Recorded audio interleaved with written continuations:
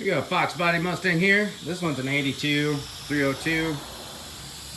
We're doing a radiator in it. We got a little pinhole in the top. You can see it's all green around the radiator, nasty radiator.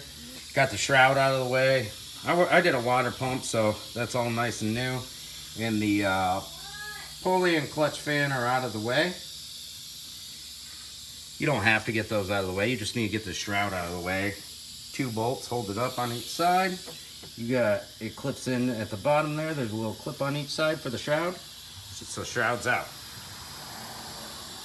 Now we drain the radiator. Put that little valve there. Open that up.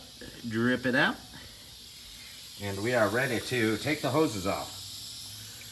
These are little 8mm, might be 5/16, but I got 8mm on these. The hose clamp, sprayed them down with a little PV blaster. That one's way down in there. But I got my handy extenders and my air tool. I'm gonna zip these hose clamps off, get the hoses out of the way. Hoses are off.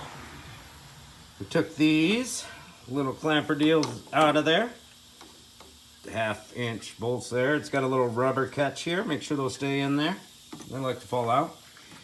That's off. Still leaking a little coolant, but we can lift this guy right out of there now. I'm gonna let that drain a little bit more, lift it out. We got our new radiator over here. It's not new, it's a used one I had laying around. Much better shape than the last one. You can see there's little ports for a cooler here. This one doesn't have any cooler option, so we're not gonna use them. I'm gonna lift that one out and get the new one put in. We got our clamps put back on. There's little bushings down there that the radiator sits on. Sometimes they like to stick to the old radiator when they come out. Just make sure you got your padding down. We're gonna put our hoses back on. Kind of lifted this guy up there out of the way.